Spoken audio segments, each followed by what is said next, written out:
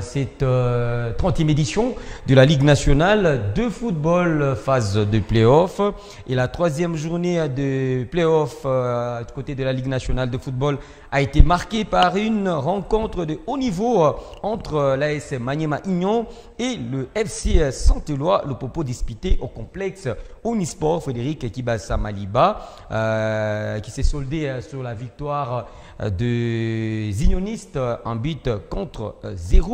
Jean-Claude Sifou, vous avez suivi ce match au stade Kibasa à Maliba. La première question, cette défaite de Lupopo face à Maniema Union est une défaite tactique ou mentale? Ben, je vais dire les deux. Je vais dire les deux. Pourquoi? Parce que tactiquement, je pense que Papi Kimoto, certes, il a perdu la bataille au milieu de terrain. Peut-être on s'attendait un peu plus, puisque oui, c'est vrai, de l'autre côté, il y a Honoria qui est aussi excellent. Mais il faisait face quand même à des monstres qui sont Mika Miché et même Draman, aussi OCT, même si OCT pour moi il n'a pas été bon et il a même été remplacé trop vite. Mais c'est dans le couloir et dans l'axe. Quand vous regardez, dans le couloir, Papi Kokelea, il a moins monté. Or, quand Kokela ne monte pas, ça veut dire que la charge de l'équipe est restée sur Kazema. En première mi-temps seulement, Papi Kabangu a eu un seul centre à faire durant la première mi-temps. Alors que sachant que Patou, c'est sa marque de fabrique. Donc un seul centre, les trois occasions que Lupopo se procure, c'est Kazema qui les procure. Et Kazema ne centre pas. Parce qu'au milieu, dans l'axe, il y avait quand même deux défenseurs, et je vais souligner les rapports, Simete ainsi que Osé Dombele, le capitaine qui finit par être MVP de la rencontre. Ils ont tellement marqué notre ami Orsomaku qu'ils les ont mis de côté et ils n'avaient même pas à ça faire. Donc ça veut dire que Lupopo n'attaquait que sur Kazema. Et pour moi, ça c'était quand même une très bonne pioche. Et puis de l'autre côté, Kimoto, on le sait, ce sont des centres. Là encore, je pense que tactiquement, Lupopo a bien répondu. On ne s'est pas rendu compte que durant tout le match, Maniema Union, c'est zéro centre, à part sur les corners. Or, Maniema Union, c'est sa marque de fabrique également, puisque la Maniema avait fait jouer notre ami Kitambala. Kitambala, oui. Bassiala qui centre pour Kitambala. Oui. Donc, c'était zéro centre dans le jeu. Et même Papi Kimoto a répondu à la fin, oui, dans ce secteur-là, on a été vraiment chahuté. Sauf que, et c'est là où je souligne la progression de ces joueurs. J'ai toujours dit que Kitambala était tout sauf un joueur de foot. Mais là, c'est devenu tout pour un joueur de foot. Oui. Ça veut dire qu'il a compris qu'il avait du mal. À part sur des... Là, il a maintenant choisi la profondeur. Oui. Et c'est là qu'il a mis de la misère à l'axe de la défense de Lupopo, Mokonzi ainsi que Daoudji. C'est qu'il y a un ballon, il essaie d'utiliser son corps en pivot, ou soit il utilise la profondeur. Là, il a tenté d'exister. Durant tout le match, il a créé tout simplement, et tactiquement, sur des corners de Lupopo, Daoudji et Mokonzi, qui sont tellement importants, ne pouvaient plus monter parce qu'ils savaient qu'ils avaient un danger qui était Jefte Kitambala. Donc, c'était un tout petit peu de frustration tactique de part et d'autre. Après, sur une erreur technique, puisque le joueur normalement il doit réceptionner et relancer le numéro 6 qui est quand même devant les gardiens de but, il ne peut pas se plaindre puisque c'est lui le 6. Un 6 c'est le premier défenseur dans un match de football, c'est qui se trouve et puis il y a ces joueurs là qui marquent. Donc pour moi, tactiquement les deux équipes se sont bien surveillées. Maintenant quand vous vous surveillez trop, quand vous fermez trop les robinets, c'est sur des petits détails que vous perdez les matchs et qui Kimoto a pris encore le dessus. Ce n'est pas ici une interpellation, une équipe de Lupopo. Nous on voyait cette formation tellement costaud et solide. Mais juste une petite piqûre, ça laisse tout derrière. Ils ont quand même joué Maniema. Moi, je trouve déjà que l'effet d'affronter un tel adversaire, c'est déjà une circonstance atténuante. Mais je crois que le week-end dernier, Jean-Claude parlait du message que vous allez envoyer après ce match-là. Donc, après un but à 0 chez vous à domicile, dans un contexte qui vous est favorable, ça prouve quand même que Lupopo a encore peut-être une marge à franchir avant justement de pouvoir prétendre au titre, parce que c'est logique aujourd'hui de penser que ce Lupopo là est capable de pouvoir remporter les titres. Après, sur ce match-là, oui, les grands matchs se jouent dans les détails. Ni t'étais l'erreur de Draman, c'est un 0-0 parce que Maniema Union n'a pas non plus été exceptionnel. Moi, je retiens plutôt un match excellent de Kazema Basso, on n'en parle pas. C'est un monsieur, un gamin, un jeune qui est revenu dans cette phase de play-off avec d'autres intensités. Il touche la barre dans ce match-là. Donc c'est un joueur qui il a tellement mis la misère à la défense dans son couloir, il a été bon. Pour moi, dans tout le match, il a été bon. C'est vrai qu'un joueur de football, à lui seul, ne peut pas constamment avoir tout le temps le ballon et essayer de faire la différence, mais à chaque fois que Kazema a eu le ballon, il a fait la différence. Seulement que ce qui a failli pour moi du côté du FC Saint-Éloi Popo, c'est non seulement ce milieu de terrain, mais je trouve que dans ce genre de match-là, c'est peut-être un lead qui aurait été assez intéressant parce qu'il y avait tellement des 1 contre 1 à jouer, il y avait tellement des... Kazema, il gagne son match parce qu'à 1 contre 1, il est excellent. C'est là que Kazema Basso a fait la différence. Mais partout, il lui faut une certaine configuration pour lui permettre de bien jouer. Il gagne la bataille du milieu de terrain. Pourquoi? Parce que je pense que Kimoto avait pris un risque. Kimoto, il joue avec ses deux latéraux. Je crois que c'est Joël d'un côté et puis Rachidi Muzinga et puis en pointe, il a Kitambala. Mon milieu de terrain, il a Onoya, je crois que c'est Bakassou et Agé Bassiala. Agé Bassiala qui n'est pas un milieu de terrain. Donc il a voulu avoir 3 attaquants et peut-être Agé Bassiala qui pouvait justement essayer d'accompagner les 3 des devants. Mais ça fait en sorte que quand tu es face à un milieu aussi costaud que celui de Lupopo, tu perds ta bataille au milieu de terrain. Et c'est arrivé dans un match où il n'a pas eu les moyens de pouvoir exploiter la vitesse de ces 3 joueurs-là qui sont capables d'avancer. Donc Kimoto, tactiquement, il n'a pas été excellent. Il n'a pas. Luc Emael avait ses petits boutons de plus, mais seulement que voilà, l'efficacité était du côté des unionistes de Maniema. Mais je pense quand même que sur ce match-là, c'est plus Lupopo qui a des choses à regretter parce que Maniema Union a profité des petites failles que Lupopo a laissées dans ce match-là. Et puis ça montre aussi que mentalement, et on l'a dit, hein, le fait de jouer, et c'est important toujours, de jouer la phase de groupe de la Ligue des Champions, que cette équipe de Maniema arrive dans n'importe quel stade en RDC sans complexe. Il y avait des publics, hein, et félicitations quand même à la mobilisation, la coordination des supporters de Saint Lupopo, parce qu'ils ont répondu présent, ils ont été fair play et j'ai aimé leur attitude. Mais quand tu regardes la manière dont Maniema entre sur le terrain, ben c'est comme s'ils sont à Kindu, ils sont tellement posés, ils ne paniquent pas, et même quand il y a des actions, ils sont calmes. Moi, je pense qu'ils ont vraiment appris en Ligue des Champions que personne ne peut les chercher mentalement. Par ailleurs, en match avancé de la 5e journée, d'ailleurs. Juste un peu, hein, parce que les détails sont là. C'est qu'aujourd'hui, on se retrouve quand même avec une équipe de Lupopo sans pointe. Hein. Ouais. Djoumekou qui entre, qui fait des grimaces, là comme c'est insuffisant pour marquer. Orso qui a commencé, c'était tout sauf un joueur de football. Donc on ne peut pas avoir la prétention de remporter un titre seulement sur un pied de Kazema Basso. Et on l'a vu qu'il peut dribbler, mais il ne peut pas marquer aussi dans des défenses sérieuses. Donc, gagner la Lina Foot, c'est avoir justement la pluralité. Ça veut dire à gauche et à droite, on percute, et puis dans l'axe, il y a des centres et il y a quelqu'un qui répond. Donc, c'est Ali Kemal, il a 3 meilleurs attaquants, Orso, Djoumekou et John Poeto. Il doit trouver une bonne symbiose, responsabiliser un seul qui va peut-être marquer de but. Un très bon conseil hein, que Jean-Claude Thief est en train déjà de donner à l'entraîneur Luc Emael de l'équipe du FC Santolo Lupopo. On enchaîne, mesdames et messieurs, avec ce match avancé de la 5e journée. Donc on ne peut pas finir l'émission sans parler des matchs. Ah non. Mais non, il le faut là, c'est important. Au stade de martyrs de la Pentecôte de Kinshasa, le TP Mazembe, champion en titre, a été surpris par le Football Club Les Aigles du Congo qui s'était imposé avec brio sur le score de 3 buts contre 1. Kevin Bileko a inscrit un doublé. Il était aussi passeur décisif sur la réalisation de Kikwama Mujinga qui a également trouvé le chemin de filer. C'était à la 21e minute. Seule la réponse de Corbeau est venue de Patrick Mouangoulou à la 51e minute de jeu. Faudrait-il aujourd'hui, Ebanewa, s'inquiéter de ce corbeau de Mazembe aujourd'hui? Ben oui, l'inquiétude ne fait pas que c'est hein. confirmé. Ça, c'était évident. On voyait déjà depuis très longtemps que cette équipe de Mazembe-là était en difficulté. Et moi, quand je regardais ce match-là, c'est quelque chose que je disais depuis le début de la saison, parce que justement, je regarde beaucoup de matchs du groupe B. Je me disais que le niveau qu'il y a dans le groupe B, si c'était le cas dans le groupe A, Mazembe n'aurait peut-être pas eu 54 points. Parce qu'il y a des équipes comme Ange Vert, des équipes comme Aigle du Congo, des équipes comme Rangers. Ça vous joue au football. Ce n'est pas le Lubumbashi Sport, ce n'est pas Blessing, ce n'est pas Bazano. Et aujourd'hui, Mazembe, il suffisait d'un déplacement. C'est vrai qu'il y a la bonne victoire contre un club Motema Pembe, mais il a suffi de croiser Aigle pour voir tous les défauts du TP. C'est vrai qu'il y a aussi des circonstances qui ont fait en sorte que ce TP-là, déjà pas très en forme, on puisse se noyer parce qu'il y a beaucoup d'absents lors de ce match-là. Mais ce collectif-là, quand on a tous vu la liste des joueurs qui sont partis à Kinshasa, on savait que le périple allait être difficile. Et le premier match sérieux, excusez-moi si vous êtes fanatique de DCMP, mais le premier match sérieux que Mazembe a croisé, c'est les Aigles et on a vu le score final. Oui. Pourquoi? Parce que vous avez un collectif qui sait ce qu'ils ont envie de faire, ce qu'ils sont capables de faire, et il vous pose des problèmes sur tous les compartiments. Mazembe n'a existé dans aucun domaine dans ce match-là.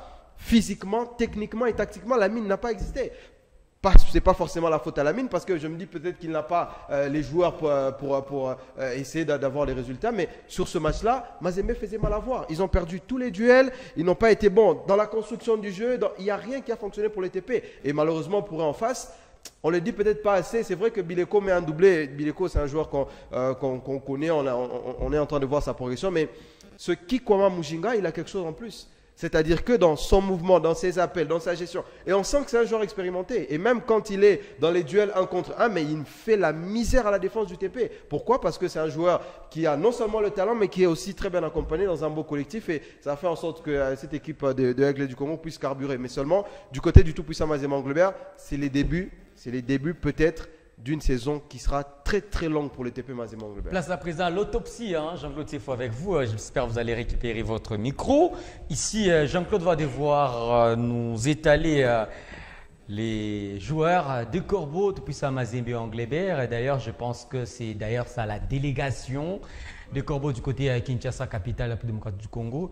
Une explication claire avec vous, Jean-Claude, suite à ces 2 matchs que le Corbeau ont bel et bien raté. Bon, on ne va pas justifier la défaite du TP parce que quand tu t'appelles TP, tu pars à Kinshasa, tu convoques 23 joueurs, ça veut dire que ce sont des 23 bons joueurs. Oui. Ce sont des joueurs qui t'ont permis justement d'aller loin. Oui. Sauf que dans ce match-là, la Mindiaï commence avec la grande surprise, 2 nouveaux joueurs. Des joueurs qui n'ont jamais joué avec les TP durant toute la saison. Okay. Ça veut dire qu'il a récupéré Kamisoko. Kamisoko ici devait normalement commencer à jouer du côté de Don Bosco, il avait refusé. Lui, il s'entraînait et Mongoulou. Il commence avec eux et l'autre c'est Nkoma. Ça veut dire les 3 joueurs ici. Et ce qui est grave, ce sont les 3 joueurs offensifs, puisque lui, il est un milieu offensif. Kamisoko, c'est le 9. Lui, c'est un ailier offensif. Il a aussi la possibilité de pouvoir jouer en tant que milieu offensif. Les 3 joueurs offensifs qui ont joué face au Aigle du Congo, Kamisoko, Nkoma ainsi que Mongoulou, n'ont jamais joué avec les tout-puissants Anglebert Mazembe. Donc, c'était un pari risqué de la part de la Mindiaï. Et même dans le reste du 11, il va changer. L'année où la mine remporte la Ligue nationale de football, Moudjaya, il est tout simplement doublure de Keita au poste de latéral droit. Sauf que cette saison, Moudjaya, il joue comme ailier. Et dans ce match-là, Moudjaya, il est latéral droit. Il joue avec Mortal Ambaye. On connaît, c'est la doublure de Luzolo, même s'il fait à peine 15% dans les talents de Luzolo. Et puis il a les 2 centraux qui sont Zone, Madou, ainsi que Tambo Kalonji, les 6, l'incontournable Konga, ainsi que Mbungu. Donc cet effectif ici, et j'avais justement une grande gueule, j'ai dit, quand je suis président d'un club et qu'on me présente que c'est le 11 qui va démarrer, je ne remplace pas les joueurs, moi je remplace les coachs.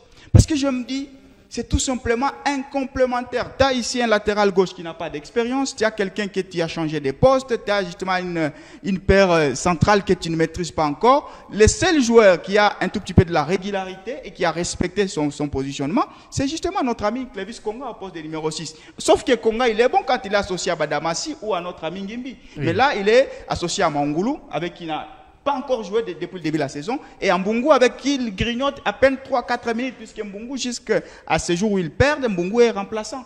Donc c'était justement un 11 un tout petit peu fabriqué ou préfabriqué par la Mindiaï, et malheureusement, il n'y a pas eu, et Joël l'a dit, il n'y a vraiment pas eu de coordination. Ce sont 11 joueurs qui jouaient sur un terrain de football, il n'y avait pas eu de repli. Les 3 buts, ils marquent, c'est sur des contre-attaques. Ça veut dire, tu as à un certain moment Tambo qui se retrouve comme numéro 9, tu as Konga qui se retrouve celle ici, et puis il s'est fait dribbler, il y a des buts, des sorties un tout petit peu kamikaze aussi de notre ami Badara. Regardez le but que Maniema marque sur Simon Omosola. Tu vois, il voit les joueurs venir, il sort, mais il essaie un tout petit peu d'empêcher. Et même les joueurs, c'est par la technique, il a failli tomber pour ne pas marquer. Mais sur Badara, ce n'était pas le cas. Il sort de manière désordonnée, il s'est fait dribbler, il y a des buts. Je ne les condamne pas, mais je pense que les 11 là pourraient aussi justifier. Pourquoi? Parce qu'il y avait 6 absents et les titulaires incontestés qui n'étaient pas là. On parle de Bongeli qui n'est plus là, déjà qui est du côté de la Coupe d'Afrique des Nations. Badamassi pour des raisons d'indiscipline. Luzolo également. Oscar Kabout, on ne sait pas sa situation. Ngimbi ainsi que Keita. Donc Mazembe a joué sans ces 6 joueurs titulaires qui seront encore au rendez-vous et qui ne seront pas au rendez-vous même face à l'équipe de Maniema Union ce dimanche. Donc je comprends cette défaite-là. Je ne la justifie pas, mais je comprends qu'avec ces joueurs-là, aucune équipe ne peut pas perdre face au TP Mazembe. Oui, c'est tout à fait logique parce que je crois que même le Barça dans Peter Flick, vous retirez 6 titulaires, vous avez une équipe totalement bizarre comme celle que la Mindiaï a pu aligner. Il a parlé de Konga, pour moi c'est le seul, il fait pas, c'est vrai, on ne peut pas l'indexer, mais c'est le seul qui fait figure d'un joueur quand même assez complet, d'un joueur qui fait quand même un bon match. Je ne peux pas enlever l'axe central de Madouson ainsi que Ntambwe Kalonji parce que vous prenez quand même 3 buts et 3 buts sur des contre-attaques où vous êtes totalement à la rue. Donc c'est un 11 de départ du TP Mazembe Englebert, inédit justement parce qu'il y a beaucoup de nouveaux, mais c'est un 11 de départ qui vous fait comprendre quand même que le TP n'a pas de ressources. C'est une équipe qui n'a pas de ressources et tu ne sais pas avancer dans les playoffs avec ce collectif-là, avec cette équipe-là. Et tu as l'impression, et c'est ce que moi j'ai retenu à la fin du match, psychologiquement, cette équipe-là est totalement déstabilisée, totalement à la rue. Et on ne peut pas avancer dans des grands matchs comme celui de dimanche avec un collectif qui pense à tout sauf au football sur terrain. Et puis, autre chose, sur le calendrier foot, la saison est censée finir le 30 mai. Oui. Et la Mindia est en train de nous réaliser, je ne sais pas si je peux appeler un exploit sur le côté négatif, de nous réaliser un exploit. À 27 jours de la fin de la saison, la Mine n'a pas de 11 de départ stable. Et même quand on peut remettre les 6 là, la Mine n'a jamais eu un 11 régulier qui joue 3 matchs successifs. Ça, c'est un record pour un entraîneur. Je ne sais pas si c'est un record pour son bonheur ou pour son malheur, mais la Mine dit aujourd'hui, on est les 3 mai, la Mine n'a pas de 11 de départ stable au sein du TP Englebert Mazembe. Et ça, pour un entraîneur, c'est une mauvaise publicité. Et suite à la frustration en rapport avec les abonnés absents, il y a des sanctions sévères du côté de Puissant Mazembe Englebert. Rapidement, c'est 3 joueurs qui Badamassi, Keita ainsi que Ngimbi. Une affaire à suivre. D'ailleurs, on aura des émissions sauf que pour juste un petit carton rouge, je pense que Mazembe, c'est un grand. Et moi, je considère que les vestiaires, c'est l'intimité d'un club. Donc, quand des choses se passent dans le vestiaire, il y a ce qu'on appelle règlement d'ordre intérieur qui devrait normalement statuer. Nous, on n'avait pas besoin de savoir. Malheureusement, puisqu'on a su, regardez maintenant où l'affaire est. Il y a maintenant un président d'une coordination qui peut menacer un joueur. Donc, ça veut dire qu'il fallait garder ça dans l'intimité du vestiaire et ça ne pourrait même pas plus sortir. Avant de nous séparer, mesdames et messieurs, voici ici tous les résultats. Outre la victoire des cheminots, plutôt la victoire des unionistes devant les cheminots et celle des aigles devant le corbeau. Il faut signaler ici que le Football Club Tanganyika a été battu par l'AC Rangers 3 buts contre 1. Vous êtes en train de regarder sur ce tableau. Et là, c'est Simba de Kolwezi perdait devant la formation des Salésiens des Don Bosco, 0 but contre 1. Rapidement au classement partiel, c'est une surprise, hein, mesdames et messieurs. Les Aigles du Congo dominent après 3 journées ce classement partiel de la Lina Foot phase de playoff avec 9 points. Deuxième, Maniema Union, même nombre de points, mais la différence de goal est beaucoup plus avantageuse du côté des Aigles qui ont réalisé plus 6. Par contre, Maniema, c'est plus 4. Et troisième, le FC Saint-Ola-Lupopo qui compte 5 points plus 4. Au bas du classement, on retrouve la formation des Tanganyika 0 points. Ange Vert 0 points. Également, Sa Majesté Sangabalindi 0 points. Si vous cherchez l'équipe de Mazembe, DCMP et Vita Club, je nous rappelle, Mazembe 4e avec 5 points également. Et Mazembe à 6 points. Mazembe à 6 points, je m'excuse. Et la formation de DCMP qui a 3 points et Vita Club 3 points. J'ai rectifié, le Popo a également 6 points avec plus de goal average devant Mazembe. Juste 3 journées, c'est tôt, mais on se rend compte que les équipes comme Bazano, Lubumbashi Sport, IS Panda, Chinkunku sont des équipes qu'il faut virer dans cette ligue. Parce que c'est ces équipes-là qui nous ont fait comprendre que Chaïbou c'est un numéro 9. C'est ces équipes-là qui nous ont fait comprendre que Mazembe était extraordinaire. C'est ces équipes-là qui nous ont fait comprendre que Tanganyika, c'est tout simplement du génie du football. Mais à peine 3 journées, on se rend compte que c'était justement des légendes urbaines. Merci à vous, Jean-Claude Sefou. Merci et tous mes sentiments sportifs à vous. Merci également à vous, Joël Baniwa. Merci et merci à toutes les personnes qui nous ont suivis. Mesdames et messieurs, merci beaucoup. Vous étiez là très longuement en train de nous regarder à travers le bouquet Canal Plus 371. J'ai dit merci. Je commence d'abord avec notre ami Corneille, il ne faut pas l'oublier. Également Christian Kassindi. Herman Kotela. J'ai oublié Dan Banj. Voilà. Il criait déjà là-bas.